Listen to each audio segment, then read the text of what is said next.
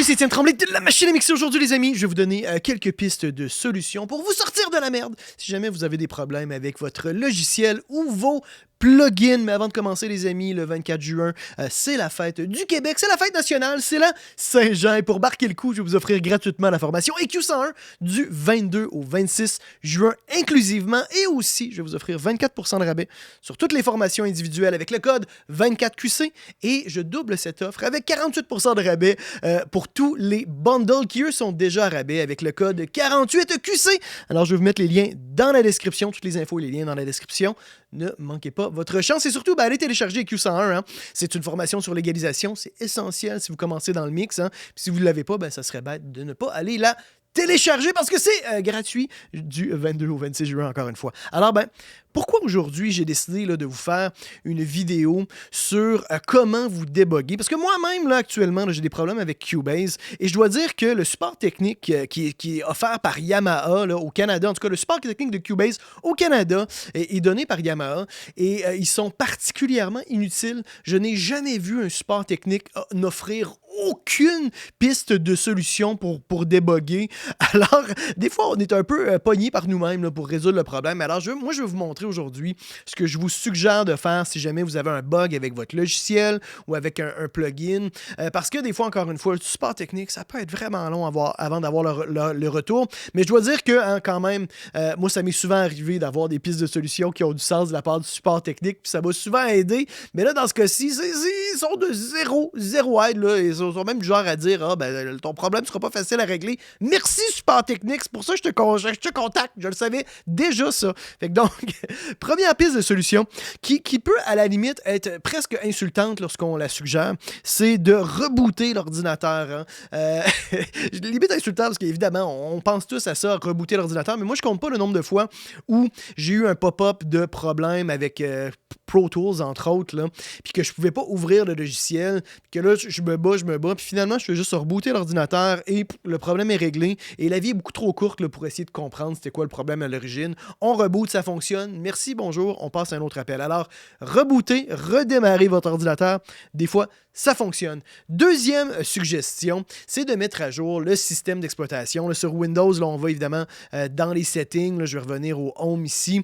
On va aller faire un tour dans nos Update and Security. Puis là, on vérifie pour voir que notre système d'exploitation est à jour. Que vous soyez sur Windows ou sur un système OS Apple, prenez le temps de vérifier que vous avez la dernière mise à jour. Mettez à jour aussi votre logiciel.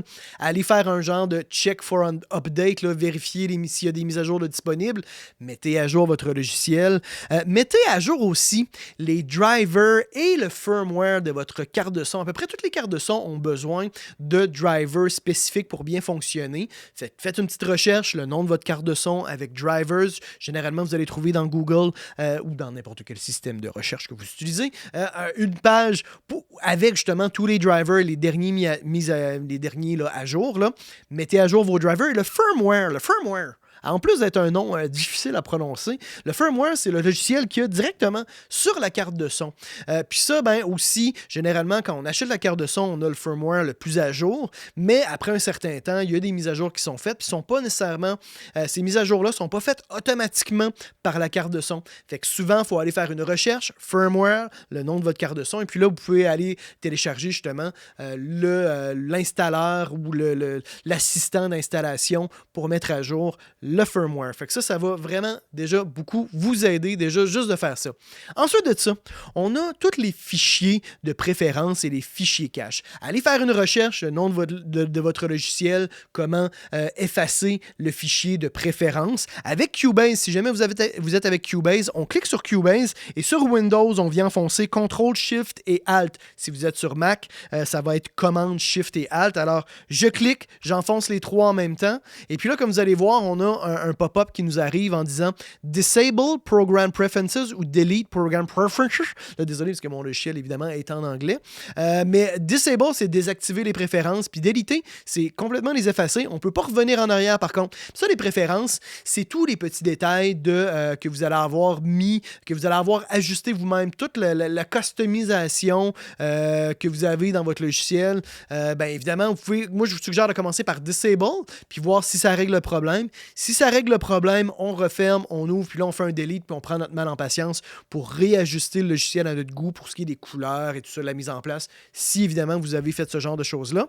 Et puis voilà. Puis sinon, si ça ne fonctionne pas, si ça ne change rien, à ce moment-là, ne l'effacez pas.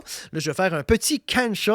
Et finalement aussi, les fichiers cache. Les fichiers cache, si vous allez sur votre ordinateur, là, je suis ici présentement sur mon disque système qui s'appelle le brain, le cerveau. Le disque système, là, d'ailleurs, aussi, vous voyez, il y a des fichiers qui ont une couleur différente.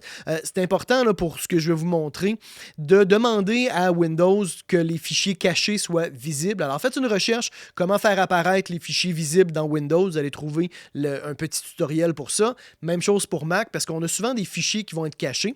Là, je vais aller sur User, Étienne Tremblay.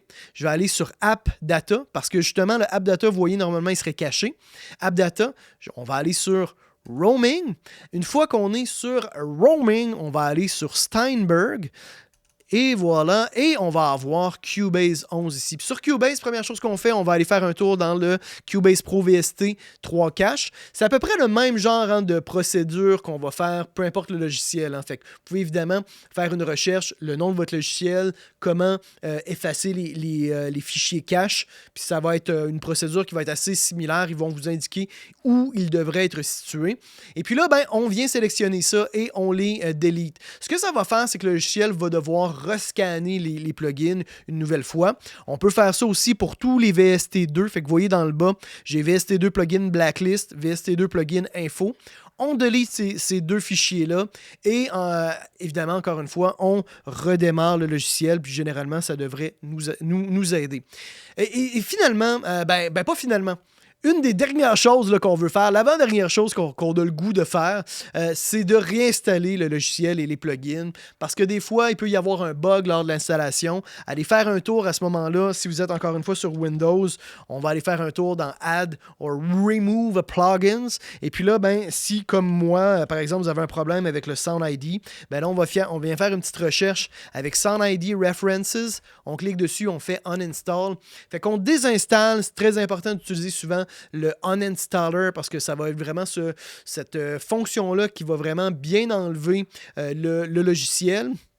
Et puis une fois que c'est fait, on réinstalle le logiciel une nouvelle fois. Des fois, ça résout nos problèmes, juste de désinstaller, réinstaller. C'est un peu plus chiant, évidemment, avec, disons, le logiciel, votre DOS, c'est Cubase, Pro Tools, Logic, etc. Mais des fois, c'est utile de le faire. Puis encore une fois, c'est vraiment en dernier recours qu'on veut faire ça. Et je vous dirais qu'en dernier recours, c'est d'installer une version précédente du logiciel ou des plugins. Parce que des fois, les versions les plus à jour vont avoir servi à débugger certains problèmes qui ne vous concernent pas. Disons, je ne sais pas moi, la synchronisation avec les caméras via le word clock a été débuggée sur la dernière version de Cubase. Mais en réalité, ça vous est aucunement utile pour vous dans votre utilisation. Et puis, ça l'a créé, dans certains cas, des nouveaux problème. Alors, allez faire une recherche, là, par exemple, sur, si vous allez là, sur Google, vous pouvez faire, disons, Legacy version. Et puis, c'est la même chose, disons, avec Sound ID, si jamais je voulais installer une version précédente. C'est ce que j'ai fait, moi, dans le cas de Sound ID, puis ça a réglé mon problème. Legacy version Sound ID. Puis là, on va avoir, à ce moment-là, soit un lien, soit, dans ce cas-ci, un genre de petit tutoriel sur comment installer l'ancienne version, que là, c'est avec l'installer qu'on va dans Customize, puis on peut choisir une version précédente. Fait que ça, encore une fois, ça peut nous aider. Vous pouvez aussi aller chercher les versions archivées. Tout simplement, revenez une ou deux versions en arrière de la dernière version et dans certains cas, ça va résoudre votre problème. Alors, j'espère que ces pistes de solutions-là vont vous être utiles parce que Dieu sait que lorsqu'on a un bug, lorsque ça chie dans la panne, comme on dit, ça peut nous rendre fous. Moi, en tout cas, là, ça me rend...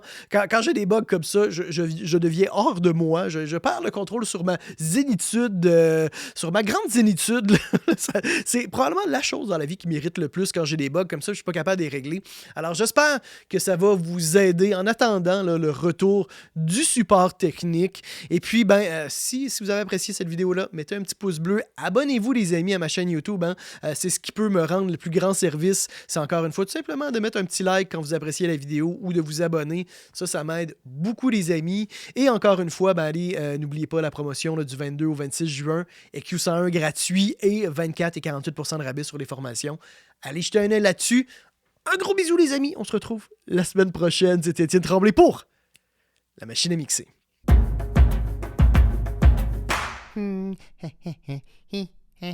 Abonne-toi. N'aie pas peur. Allez, clique.